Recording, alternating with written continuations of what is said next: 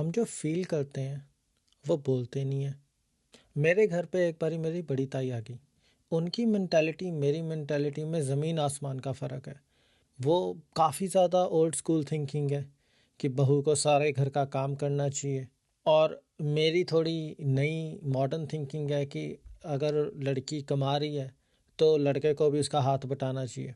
पुराने टाइम की लड़कियों ने इतना ज़्यादा काम कर दिया है कि अब वो मेरे ख्याल से बदला ही लेना चाहती हैं कि नई लड़कियां इतना ज़्यादा काम क्यों नहीं कर रही। और जो पुराने टाइम के लड़के हैं वो इतने के नालायक हैं कि आजकल कोई दामाद छोटा सा भी काम कर देता है तो उसको कहते हो ये तो बहुत महान इंसान है, इसके जैसा इंसान ही कोई नहीं बना। मेंटालिटी का काफ़ी ज़्यादा डिफरेंस है।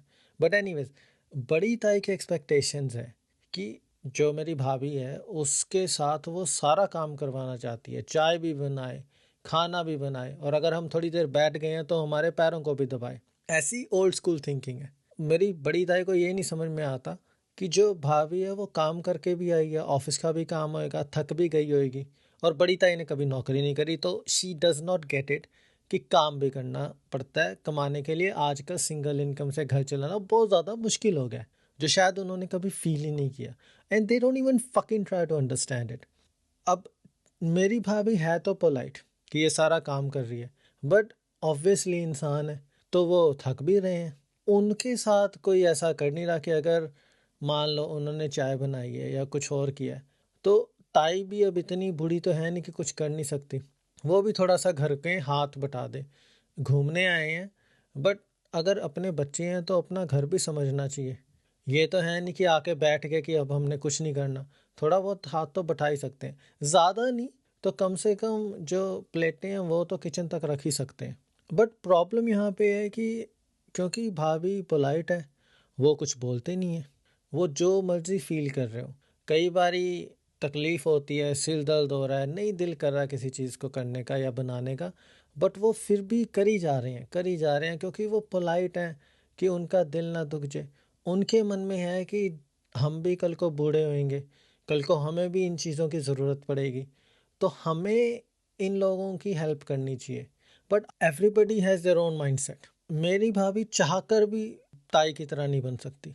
रीज़न बिंग, क्योंकि जिस माहौल में ताई बड़ी हुई थी और जिस माहौल में भाभी बड़ी हुई है उनमें जनरेशनल गैप है।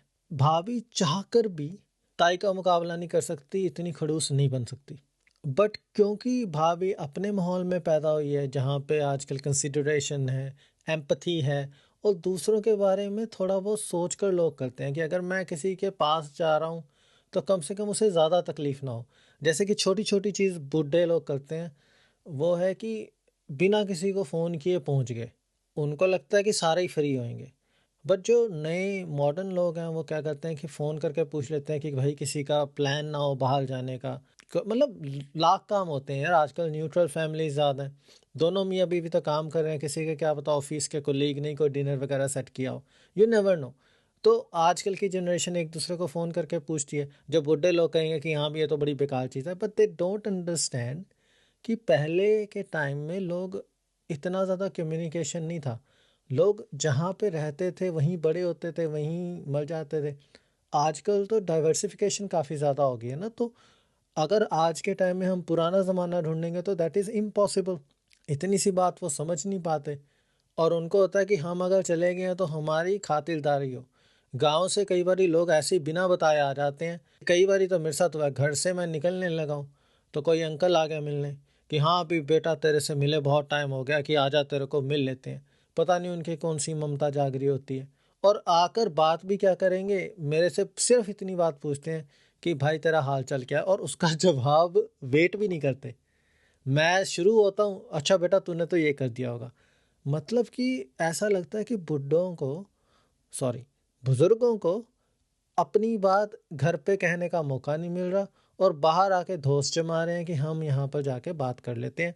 And we have to be okay with that. आज के टाइम में अगर आपको अपना मेंटल पीस रखना है तो दूसरों से डील करना सीखना पड़ेगा।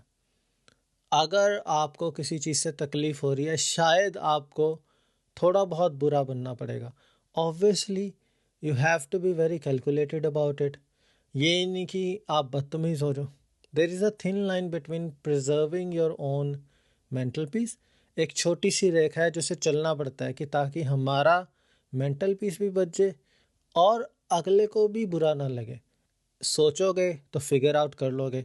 अगर थोड़ी सी भी क्लैरिटी इस वीडियो से या इस बात से आपको मिली हो तो ये याद रखना, बड़े होना आसान है बट बड़े बनना मुश्किल।